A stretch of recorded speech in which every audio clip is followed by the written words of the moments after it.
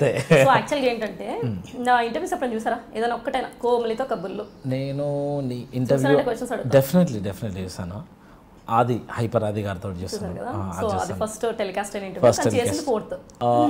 అది fourth interview. So ఆ telecast అయింది కాబట్టి. అండ్ దెన్ రీసెంట్గా యాంకర్ రవి గారిది కూడా చూసాను, అంటే ఒక ప్రోమో వచ్చింది చూసాను. So I'm pretty aware of you. మధ్యలో ఒకటి సాంగ్ కూడా వేసాను, చూసాను, చాలా బాగా ఓ సాంగ్ చేశారు. అది ఆల్రెడీ డిలీట్ అయిపోయింది చెప్పిన తర్వాత. అవునా? అచ్చా ఓకే.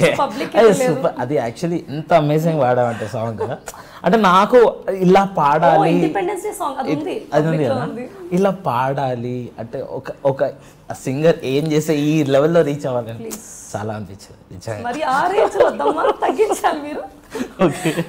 సో అందరు ఏమంటుంటారు తెలుసా, కోమలి అనగానే పద్ధతిగా చాలా ఇంకా అసలు రెస్పెక్ట్ఫుల్ గా మాట్లాడు. బయట కూడా నేను ఏమంటా, రోలిడా గారు గారు మీరు అండి కాసేపు, అసలు ప్రతి ఒక్క పదానికి అంటే గారు అండి అనేది అస్సలు మిస్ అవ్వదు, అదైతే నేను తెలుసు కదా. ఇప్పుడు ఏం చేద్దామంటే for a change on request అనమాట, నాకు ఒక ఇద్దరు ముగ్గురు చెప్పారు ఒక్కసారి డిఫరెంట్ గా ట్రై చేద్దాం, ఒక 2 minutes. నాకు మళ్ళీ 2 minutes లెట్ మీ ట్రై.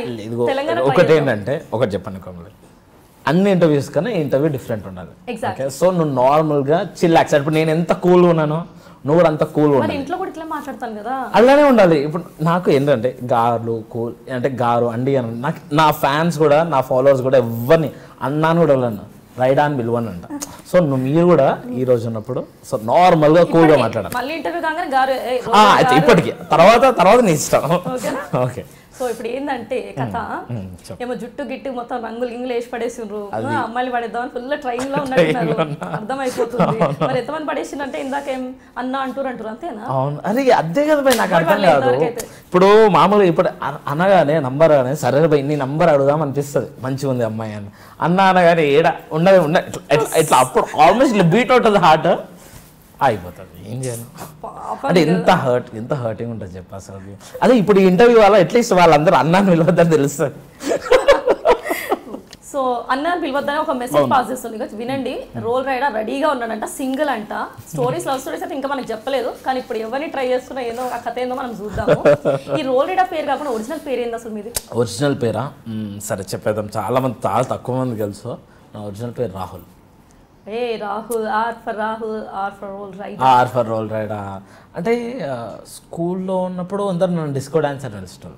నిజంగా అరే డిస్కో డాన్సర్ నేను ఎప్పుడు చదివేటోని కాదు భయ్, చెప్తున్నా. మనకు చదువు అస్సలు ఎక్కదు. మనకు వచ్చిందల్లా అంటే ఎక్స్ట్రా కల్చరల్ యాక్టివిటీస్ చూడు అవే వచ్చు.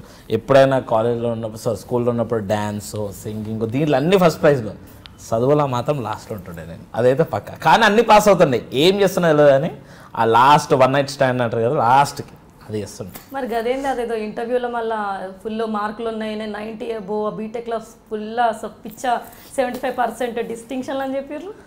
నేను ఎప్పుడైతే ఇంటర్మీడియట్లో ఒక అమ్మాయిని ఎంటబడడం స్టార్ట్ చేసినానో అప్పుడు జ్ఞానోదయం అయింది. సరే ఏమైనా ఇంప్రెస్ చేయాలంటే మనం కూడా మంచి చదువుకోవాలి రాబోయ్, మనం ఓకే ఫెయిల్ అయితే సెట్ కావు, సరే మంచి చదువుకుందాం అని. అప్పుడు ఇంకోటి ఏంటంటే నేను మన చదివింది చైతన్య నారాయణ కాలేజీలలో రోల్ అన్నారు, ఎంతో రొబ్బు రోల్లో నన్ను మామూలుగా రోల్ చేయలేదు. సో చాలా అంటే బట్టి కొట్టడం అనేది నేర్చుకున్నా అంటే నేను నా కాలేజీలోనే నేర్చుకున్నా. నిజంగా మా సార్లు అందరూ కూడా ఇప్పటివరకు నా ఎంసెట్లో కూడా మంచి ర్యాంక్ వచ్చింది, మంచి కాలేజీలో జాయిన్ అయినా. బట్ ఐ థింక్ ఈ చదువు అన్న ఏదన్నా ఇంటర్మీడియట్ నుంచే స్టార్ట్ అయింది.